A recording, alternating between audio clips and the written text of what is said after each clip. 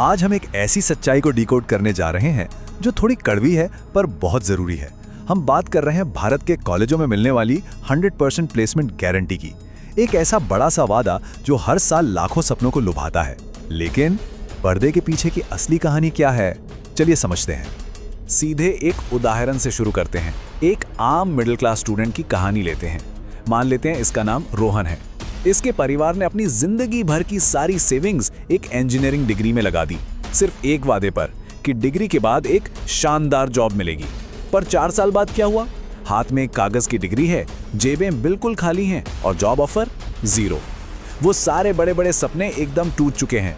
अब चौंकाने वाली बात यह है कि ये सिर्फ एक रोहन की कहानी नहीं है। जरा इस नंबर पर गौर करिए, 1 करोड़ यानी 10 मिलियन। भारत में हर साल लगभग इतने ही स्टूडेंट्स ग्रेजुएट होते हैं और ये इतनी बड़ी आबादी हर साल इसी तरह की भयानक अनिश्चितता का सामना कर रही है। मतलब स्केल इमेजिन कीजिए। तो यहाँ एक बहुत ही लॉजिकल सवाल उठता है, अगर कॉलेज लिटरली 100% जॉब्स की गारंटी दे रहे हैं तो हमारे देश के 40% से ज्यादा एजुकेटेड युवा आज घर पर क्यों बैठे हैं? या तो वो पूरी तरह बेरोजगार हैं या फिर अपनी योग्यता से बहुत नीचे का काम कर रहे हैं। आखिर ये इतनी बड़ी खाई कहां से आ गई? इसी पहेली को सुलझाने के लिए ये रहा हमारा एजेंडा। पहले हम देखेंगे प्लेसमेंट गारंटी का भ्रम, फिर डेटा की असलियत, शिक्षा का व्यापार कैसे बना, फर्जी प्लेसमेंट की ट्रिक्स, स्किल्स का संकट और अंत में इस सिस्टम को सुधारने के तरीके। तो चलिए सेक्शन 1 से शुरू करते हैं। प्लेसमेंट गारंटी का भ्रम, मिडिल क्लास परिवारों को सपने बेचना। एजुकेशन सिस्टम के इस फनल इफेक्ट को समझना बहुत जरूरी है। देखिए, हर साल करीब 1.5 से 2 करोड़ बच्चे 12वीं पास करते हैं। वो नीट और जेईई जैसे बेहद मुश्किल एंट्रेंस एग्जाम्स देते हैं, लेकिन वहाँ सक्सेस रेट मुश्किल से 3 या 4% है। अब बाकी बचे 97% स्टूडेंट्स कहाँ जाएंगे?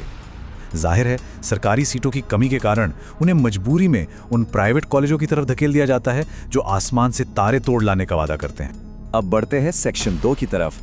आंकड़ों की कड़वी सच्चाई, वादों और जमीनी हकीकत में अंतर। बड़े बड़े दावों को जब हम असल डेटा से मैच करते हैं तो सच्चाई सामने आ ही जाती है, और ये डेटा लिटरली डराने वाला है। 93% MBA ग्रेजुएट्स को कॉर्पोरेट दुनिया काम पर रखने लायक ही नहीं मानती। मतलब उनके पास प्रैक्टिकल स्किल्स इतनी कम हैं कि सिर्फ 7% ग्रेजुएट्स ही ऐसे हैं जो सीधे काम करने के योग्य हैं। शायद लगे कि ये तो सिर्फ टियर 2 या टियर 3 कॉलेजों की बात होगी, राइट? वेल, ऐसा नहीं है। डेटा बताता है कि 14 IITs में पिछले 2 सालों में करीब 20% स्टूडेंट्स का प्लेसमेंट नहीं हुआ, और 2023 की मंदी में तो कुछ कैंपस में ये आंकड़ा 40% तक चला गया। असलियत तो ये है कि पूरे भारत में केवल 7% हायर एजुकेशन इंस्टीट्यूट्स ही जेन्युइनली 100% प्लेसमेंट दे पाते हैं। जब IITs का ये हाल है तो प्राइवेट कॉलेजों के दावों की असलियत का अंदाजा लगाना मुश्किल नहीं है। आते हैं सेक्शन 3 पर, शिक्षा का व्यापार, ऐतिहासिक मूल कारणों का पता लगाना। ये पूरी सिचुएशन रातों रात पैदा नहीं हुई है। अगर हम इतिहास देखें तो 1986 की एजुकेशन पॉलिसी ने प्राइवेट इन्वेस्टमेंट को बढ़ावा दिया। फिर 1992 में सेल्फ फाइनेंसिंग कॉलेजों को हरी झंडी मिली, और 2003 आते आते UGC ने प्राइवेट प्लेयर्स को पूरी यूनिवर्सिटी बनाने की छूट दे दी। धीरे धीरे शिक्षा, जो कभी एक सेवा थी, वो राजनेताओं और बिजनेसमैन के लिए एक हाई प्रॉफिट वाला बिजनेस बन गई। और इन पॉलिसीज का सीधा नतीजा क्या हुआ? सिर्फ 1 दशक। जी हाँ, 2010 से 2021 के बीच कॉलेजों की संख्या में जबरदस्त उछाल आया। 32,000 से बढ़कर ये आंकड़ा सीधे 45,000 के पार हो गया। मार्केट में सीटों की तो मानो बाढ़ आ गई, पर अफसोस क्वालिटी बहुत पीछे छूट गई। सेक्शन 4, फर्जी प्लेसमेंट की तरकीबें। संस्थान आंकड़ों में कैसे हेराफेरी करते हैं? तो ये 100% का जादुई नंबर आता कहां से है? दरअसल इसके पीछे 3 बहुत ही चालाक ट्रिक्स हैं। पहली, एलिजिबिलिटी क्लॉज। कॉलेज प्लेसमेंट में बैठने के लिए ऐसी शर्तें लगा देते हैं कि मामूली सी एकेडमिक कमी के नाम पर 60% बच्चे पहले ही बाहर हो जाते हैं। दूसरी ट्रिक, अगर कोई स्टूडेंट अपने दम पर ऑफ कैंपस जॉब ले लेता है तो कॉलेज उसका भी क्रेडिट ले लेते हैं। और तीसरी, फर्जी या अनपेड इंटर्नशिप्स को फुल टाइम जॉब दिखाकर कागजों पर प्लेसमेंट रिकॉर्ड चमका दिया जाता है। और आजकल तो एक नया ही खेल चल रहा है, पेटेंट गेम। अपनी नेशनल रैंकिंग को आर्टिफिशियली ऊपर ले जाने के लिए कुछ प्राइवेट यूनिवर्सिटीज थोक के भाव में पेटेंट्स फाइल कर रही हैं। जहां टॉप IITs की पेटेंट स्वीकृति दर लगभग 43% है, वहीं कुछ संस्थानों की हजारों पेटेंट्स फाइल करने के बावजूद सक्सेस रेट 1% से भी बहुत कम, सिर्फ 0.08% है। ये सिर्फ ज्यादा एडमिशन खींचने का एक दिखावा है। सेक्शन 5, गायब स्किल्स का संकट। डिग्रियां तो बट रही हैं, लेकिन दिमाग खाली हैं। इस पूरे कमर्शियलाइजेशन में सबसे ज्यादा नुकसान किसका हुआ? स्टूडेंट की असली काबिलियत का। कॉलेज आज क्या बेच रहे हैं?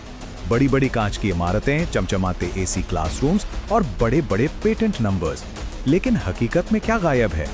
50% से ज्यादा प्रोफेसर की कुर्सियां खाली हैं, सिलेबस एकदम आउटडेटेड है और इंडस्ट्री का प्रैक्टिकल नॉलेज तो मानो जीरो है।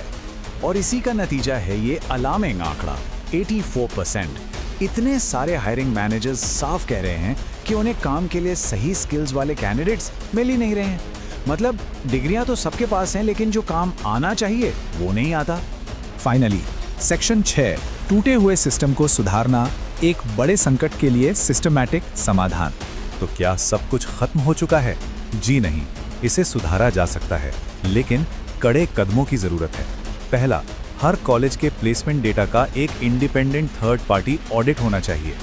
दूसरा, जो भी झूठे दावे करे उन पर सख्त जुर्माना लगे। तीसरा और सबसे जरूरी, रट्टा मारने वाली पढ़ाई को छोड़कर इंडस्ट्री पार्टनर स्किल्स पर फोकस करना होगा। और हाँ, एक वेरीफाइबल नेशनल प्लेसमेंट पोर्टल का होना भी बहुत जरूरी है, ताकि सब कुछ ट्रांसपेरेंट रहे।